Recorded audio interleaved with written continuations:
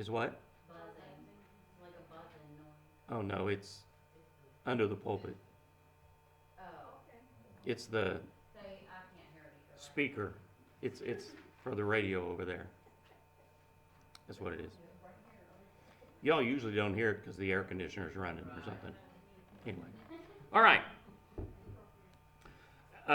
As we continue our series here in 1 Corinthians, we're looking again at chapter 7. Tonight, I want to briefly give an overview of the chapter, what we've already looked at, and then we're going to look at a couple of questions that stand out from the text. And then we'll discuss the lessons to be learned from Paul's words to this ancient church.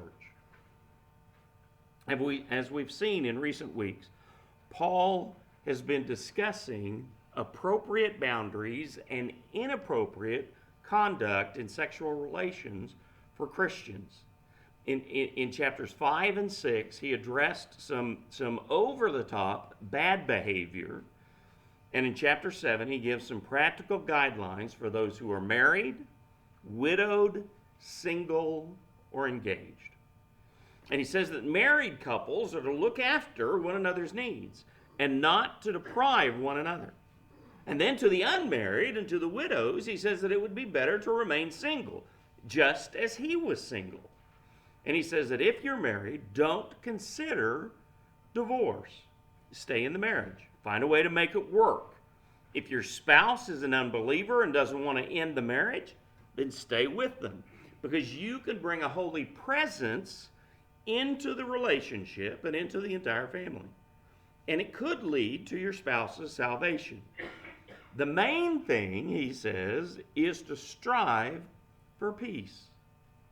And then in verses 17 through 24, he talks about what we should change and what should remain the same in our life situation when we come to Christ. We'll look more closely at these verses in a few minutes. And in the remaining verses of this chapter, he talks about whether or not people should marry at all. And he leans toward the recommendation that if possible, it's better not to marry. Those who are married, he says, have worries and problems that the unmarried don't have. Those who are unmarried can give their undivided attention to serving Christ.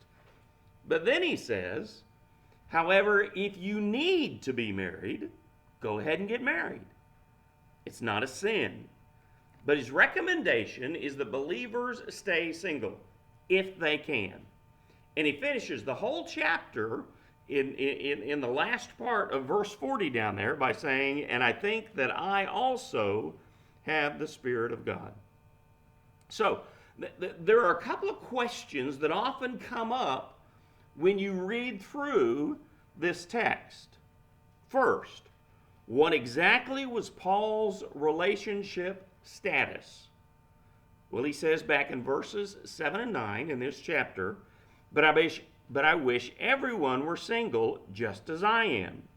And he also says it's better to stay unmarried just as I am.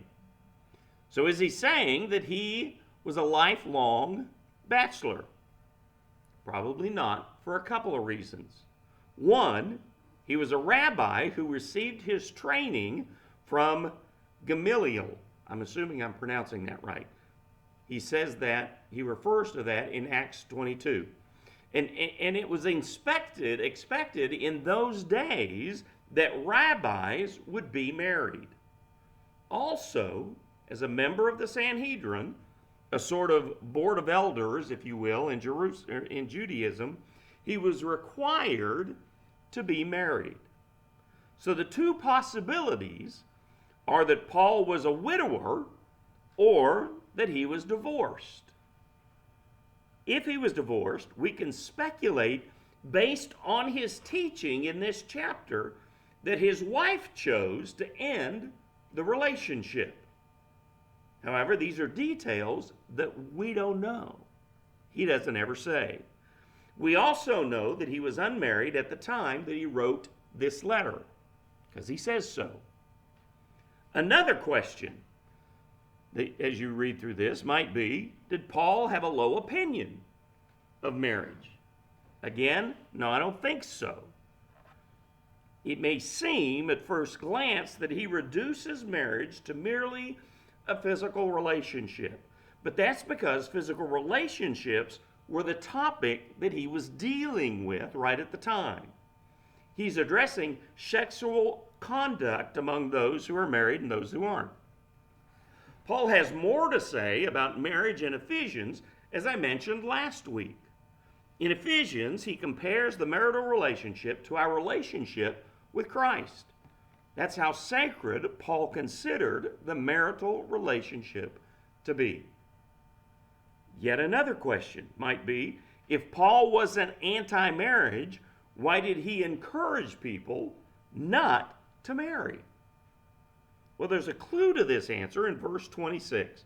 Here in 1 Corinthians 7, verse 26, he says, "Therefore, I consider this to be good because of the present distress.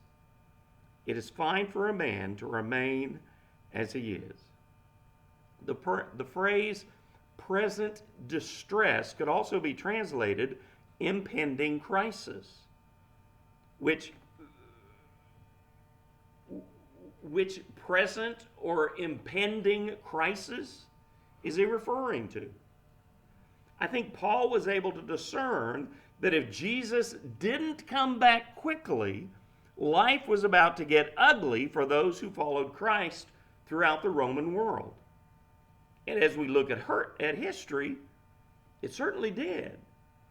In the following centuries, many thousands of Christians were put to death in the most violent manner. And Paul said in the first part, or in the last part of 1 Corinthians 7:28, he said, "But such people will have trouble in this life, and I'm trying to spare you." As I've mentioned before, Paul is writing this letter to believers in a very specific situation, in a specific moment in time. His words didn't necessarily apply to every believer in every nation and every generation, but they did apply to those who were facing the uncertain future of life under a hostile Roman regime. There are places in the world today where it might be necessary to give that same kind of advice. As in, now may not be the best time for you to marry. As a Christian, you might be considered unemployable. Your family might disown you. The authorities could arrest you. An angry mob could come after you, and so on. In those countries where the Christian faith is violently oppressed, Paul's words still resonate and they still apply. Don't put your family through that. Don't get married and put your wife through that if you're a Christian. Stay single. But even to the believers living in the troubled times of the first century in Corinth, Paul makes it a point to say at the very beginning of verse 28, "However, if you do get married, you have not sinned." So Paul wasn't anti-marriage at all. He's just taking a practical approach to managing what could be a challenging situation. We've all seen throughout this chapter, and what we see him do, once again, is Paul presents some big picture guidelines for us to consider as we manage our lives today. These guidelines provided direction for the Corinthian Christians in their day and time. And they can provide direction for us in our day and time. So as you plan out the days to come, here are some guidelines that might help you at each bend in the road that you come to. Number one, as much as it's possible, keep your situation in life the same, at least for now. In 1 Corinthians 7, verses 17 through 19, He says, however, each one must live his life in the situation the Lord assigned when God called him. This is what I command in all the churches. And then he goes on to say, was anyone already circumcised when he was called? He should not undo his circumcision. Was anyone called while uncircumcised? He should not get circumcised. Now, why in the world would Paul say this? It's because in the early days of the church, Jewish Christians would often pressure Gentile Christians into getting circumcised. In addition to following all the other requirements of the Jewish law, so that they could be fully Christian, if you will. Some even said that you couldn't be saved unless you had been circumcised. Now, from what I understand, in those days, it was actually somewhat common for Jewish men who did a great deal of business in the Greek world to have a reverse procedure done so that they would appear to be Gentile, as it were. And the reason for this was because there was quite a bit of business that took place in gymnasiums and bathhouses. And so Paul says you don't need to make that drastic change. In verse 19, he says, circumcision does not matter and uncircumcision does not matter, but keeping God's commands does. Paul, a former Pharisee, wants to make it clear that that's not how we define spirituality. It's your devotion to Jesus that matters. And then he goes on to say that if you were unmarried when you came to Christ, don't seek to get married. And if you're married, don't try to get out of it. Just live for Jesus wherever you are, in whatever situation you find yourself in. When we choose to let God use us wherever we are to make the most of whatever situation we're in, we remind ourselves of two important truths. First of all, you don't have to jump through anybody's hoop in order to prove that you belong to Jesus. If you have to jump through a hoop to be accepted by some kind of a group, you're in the wrong group. I've known people who have gotten married, not because they found that someone special that they wanted to build a new life with, but because they decided that they no longer could take the pressure from their family and their friends at church. They just wanted to fit in.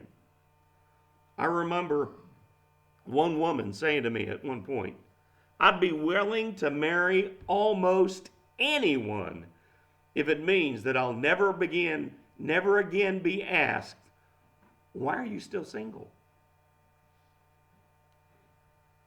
Secondly, when you let God use you wherever you're at, you also abandon the idea that says, I can't be a good Christian until fill in the blank, until I'm married, until I'm single, until I have more money, until I live somewhere else, until I get better friends, and on and on and on.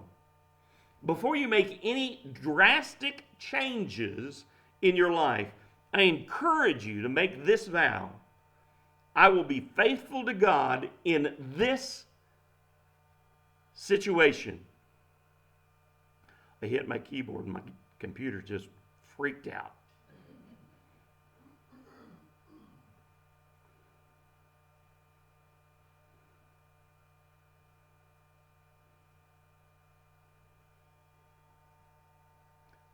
Let me say that again. I will be faithful to God in this situation, no matter what. And if nothing ever changes, I will still be faithful. And here's the second big picture guideline to follow. if you can make your life better, by all means, make your life better. Make it better. Now, it may seem like these first two guidelines actually oppose one another, but they don't. There's a very delicate balance to be maintained between them both. When Paul tells us to remain in the situation in which we were called, he's not telling us to become complacent. He's telling us to be content. He's saying that you need to accept your situation with a resolution to remain faithful to God, and if it so happens that you can change your situation for the better, then change your situation. We see this in verses 20 and 21 here in 1 Corinthians 7. He says, each person should remain in the life situation in which he was called. Were you called while a slave? It should not be a concern to you. But if you can become free, by all means, take the opportunity.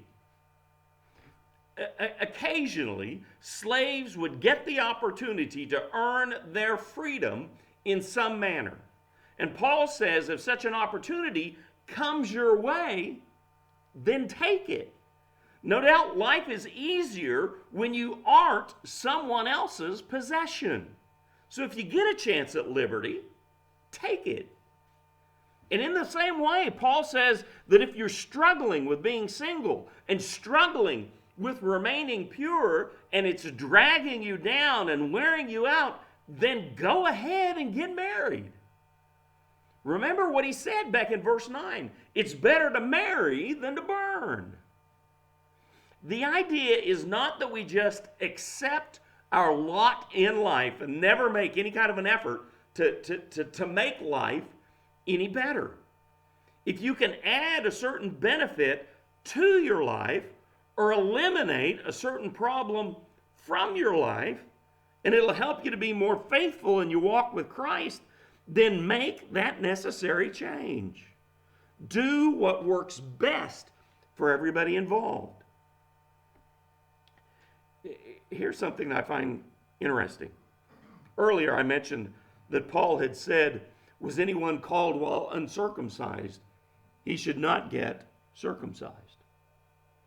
And yet in Acts 16, we can read about Paul making plans to invite Timothy on his next missionary journey. Timothy's mother was Jewish, and his father was Greek. Now look what Luke writes in Acts 16, verses 3 through 5. Paul wanted Timothy to go with him, so he took him and circumcised him because of the Jews who were in those places, since they all knew that his father was a Greek. As they traveled through the towns, they delivered the decisions reached by the apostles and elders at Jerusalem for them to observe. So the churches were strengthened in the faith and increased in number daily. Together, Paul and Timothy made a strategic decision because they understood that it would give Timothy credibility among the Jewish leaders, and it would help them to avoid an unnecessary obstacle in their ministry efforts. Paul could have approached this differently. He could have come in guns blazing, so to speak, getting all confrontational and saying to the Jewish leaders, it makes no difference whether or not a man has been circumcised. And he would have been right. But then if he had, he and Timothy would have missed out on a ministry opportunity. And Timothy might not have had the chance to become the leader that he would ultimately be. And the churches they worked with might not have grown at all. So Paul took a more strategic approach. Why would he say circumcision isn't important and then encourage Timothy to be circumcised? Because he could see the big picture. He could see which battles were worth fighting and which ones weren't. His objective was to further the gospel, not just to prove himself right about everything all the time. For this reason, his approach was always practical. Let's do what works best in the long run for everybody involved. And here's the third big picture guideline that I want you to think about tonight. Maintain a healthy distance from the world around you. Jesus said that we are to be in the world, not of the world.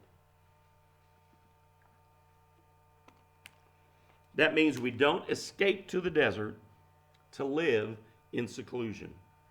We live and work and do business with customers and interact with our friends and live alongside our neighbors right here in the real world.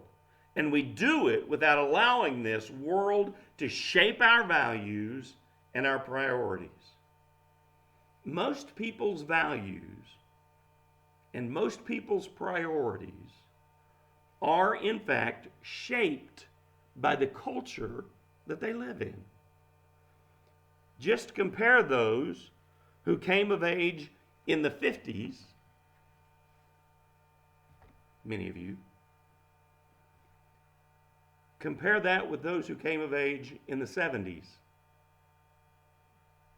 Bit of a difference. But to both groups, Paul would say, as he said in Romans 12, do not be conformed to this age, but be transformed by the renewing of your mind, so that you may discern what is the good, pleasing, and perfect will of God. Paul says something very similar to that to the Corinthian church. Looking at 1 Corinthians 7, verses 29 through 32. I'm reading this one out of the Contemporary English version, just because, again, I like the way it words it in the Contemporary English.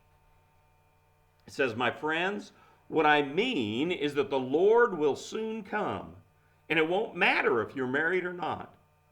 It will be all the same if you are crying or laughing, or if you are buying or are completely broke. It won't make any difference how much good you're getting from this world or how much you like it. This world as we know it is now passing away. I want all of you to be free from worry. An unmarried man worries about how to please the Lord. These are some questions that we need to ask.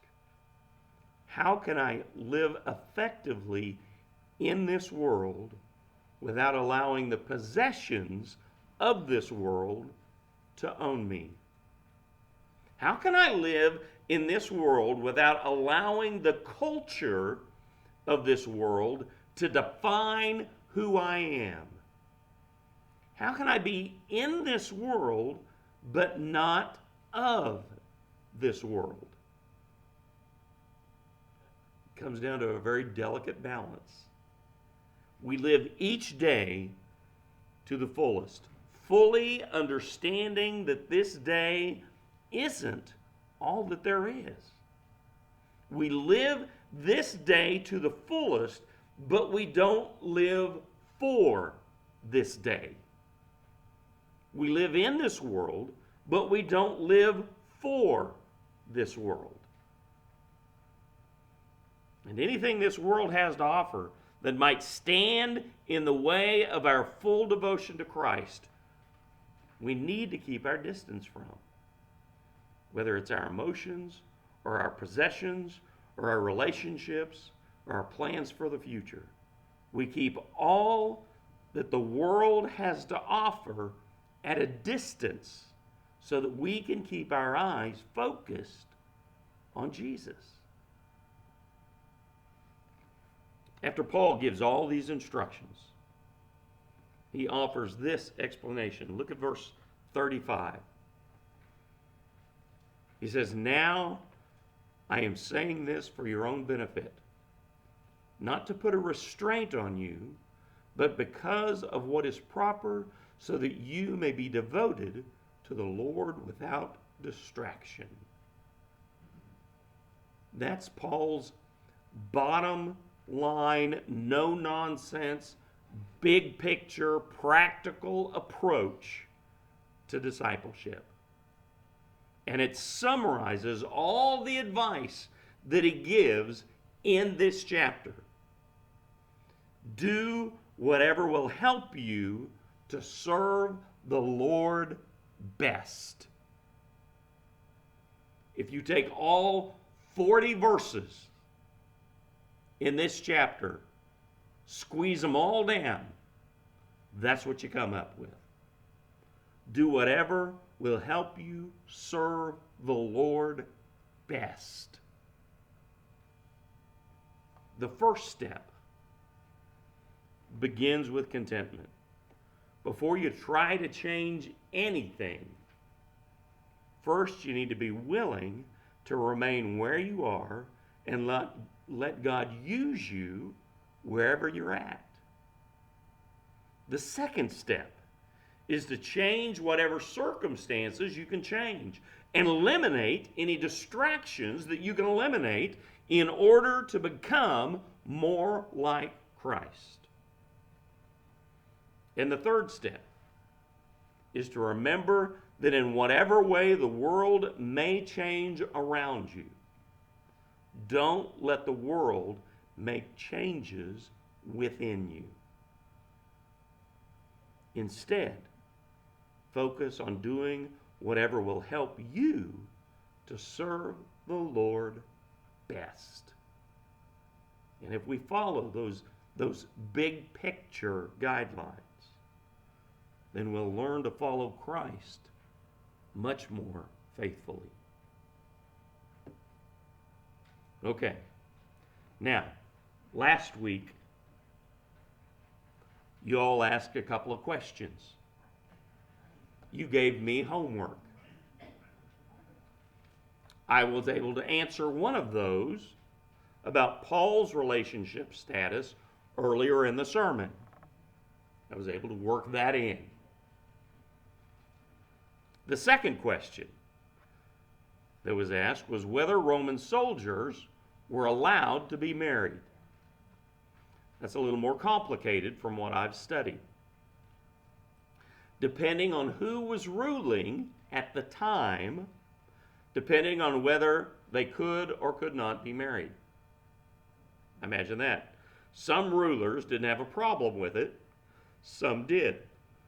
Okay? Augustine was one who had a problem with it. Okay? He didn't want Roman soldiers to be married.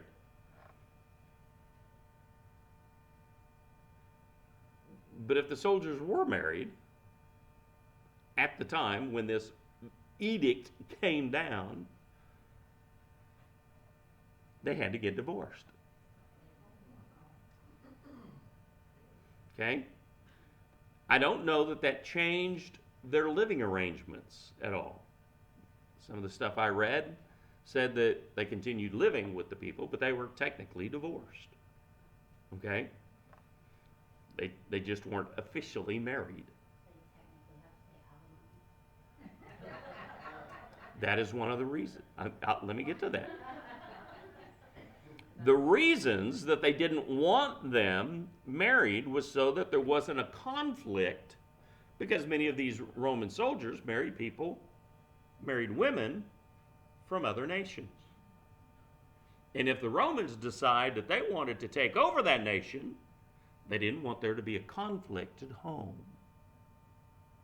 That's one of the reasons that they made them be divorced. Okay? Also, Roman soldiers were paid very well. And if they were divorced or not allowed to marry, then Rome wouldn't have to pay the future wife or children anything if the soldier was killed in battle. They didn't have alimony.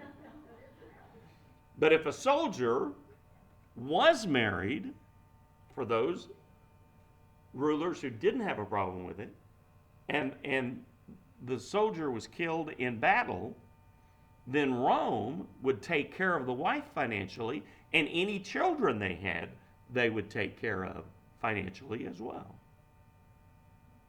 But if they were divorced, I mean, if they were already married and they were divorced, then Rome didn't pay them anything because you're not their wife. Okay? And many Roman soldiers who got involved with women,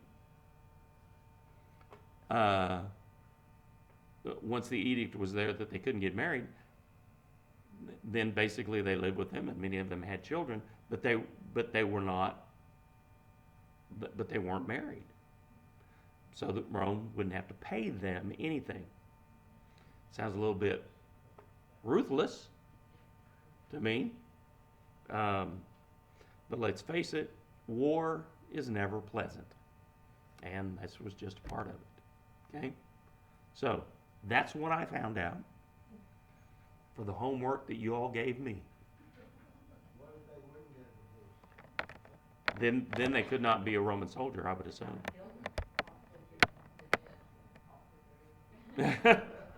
No, if they were, I mean, I would imagine, when the edicts came down, or if somebody was married and they became a Roman soldier, they probably had a little bit of time, probably not a whole lot of time, to get a divorce. If they were not willing to get a divorce, then they couldn't be a Roman soldier. They couldn't. You're not in the army now,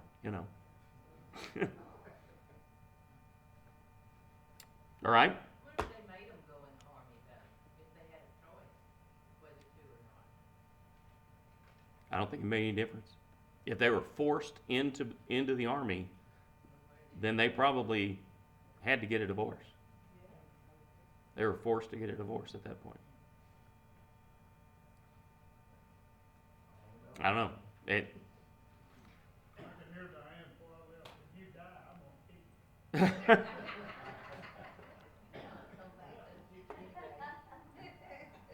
kind of figured they were all doing that. Pardon?